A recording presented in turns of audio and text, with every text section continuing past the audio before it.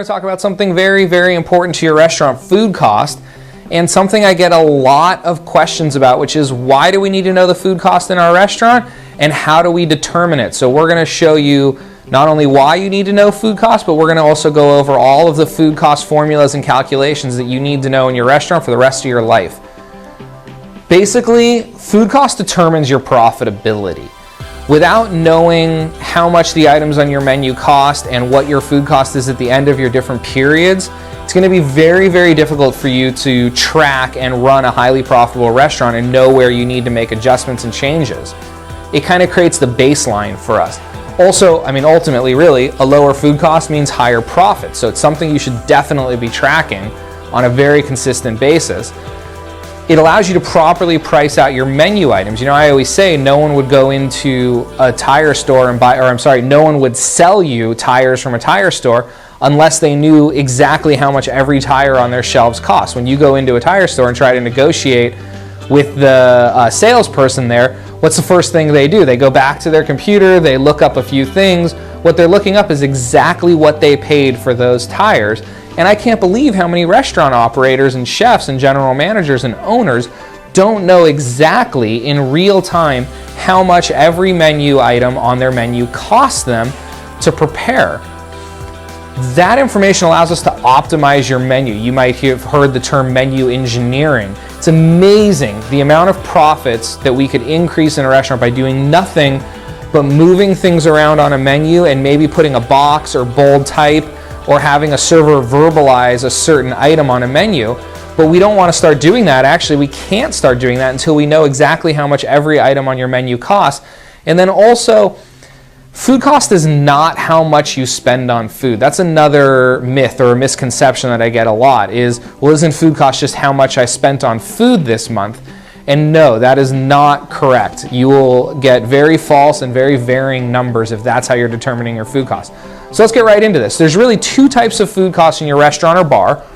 The first is plate cost, which is extraordinarily simple to understand, and everyone, without any excuses, should know how much every plate, every drink, every glass of wine, every item in their restaurant costs. And I'm going to show you why, because it's so simple. And then period cost, which is a little more complicated, but you still need to know this in your restaurant. So when we're talking about plate cost, very, very simply, how much did it cost to prepare? How much do you sell it for gives you food cost. So again, how much did it cost to prepare divided by how much do you sell it for gives you the food cost. Let's look at an example here. Let's say that a hamburger costs you $2 to prepare and you sell it for $8. So 2 divided by $8 gives you 0.25. Well, very simply, all we have to do is do 0.25 times 100, which gives us 25%, which in this case would give us a food cost, or you might want to call it a plate cost for that particular hamburger. Now, figuring out how much the hamburger costs, because there's so many different components in there, that's a little more complicated, and we're going to talk about that in a different video. But for the purpose of this video, all you need to know is that the cost to prepare divided by the sales price times 100 gives you the food cost or the plate cost. But if you want to determine your period food cost, you need to understand something called the cost of goods sold formula. That's the COGS, cost of goods sold. So here's the calculation for your cost of goods sold formula. Beginning inventory plus purchases minus ending inventory gives you usage. That's how much food you used, or beer or wine or whatever you're figuring out, but that's how much you used in that period. And then, like before, now we take the usage divided by sales, which gives us a cost of goods sold, and then we take that and multiply it by 100, which gives us our percentage. So cost of goods sold formula can be used to determine the period costs for any category in your restaurant. Like I said, you could use this for, well, here's some examples right here. You can use it to determine your food cost, your beer costs. We're going to talk about that in a second. Your wine cost, your liquor cost, as well as your merchandise cost. Now, if you notice, I separated out beer bottled and draft, as well as wine bottled and by the glass. That's how I prefer to track. I like to track as very specific data as possible, broken down into as small categories as possible, so then we can really determine if there's a problem, what's going on, or where we need to adjust prices, or where we're having success, or where we need to work a little bit. So these are the categories I recommend that you should be keeping track of in your restaurant.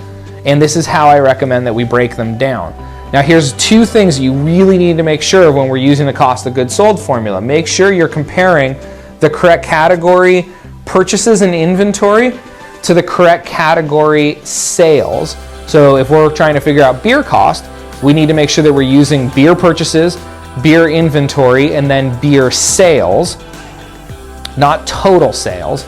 And then also, you need to make sure that you're comparing the correct inventory and purchases period to the correct sales period, meaning if we're, well here, let's look at this example. If we wanted to get a period food cost for March, here's exactly what we need to know. So again, we're talking about March here. So we need to know the March beginning inventory, and then we're gonna add that to March purchases, and then we're gonna subtract that from the March ending inventory, which will give us March's food usage. Now, people ask me a lot of times, how do we determine beginning inventory? Well, that's very simple. Beginning inventory is the ending inventory of the period before. So for March's beginning inventory, that's just February's ending inventory. So let's look at an example here. If beginning inventory was $5,000 in March and we purchased $24,000 in food, and then we took an ending inventory and we had $4,000 on our shelves, that means we used $25,000 in food. So now going back to that cost of goods sold calculation, we take our $25,000, which was usage, divided by March's food sales, not total sales, but March's food sales, because remember, food usage divided by food sales gives us 0.25.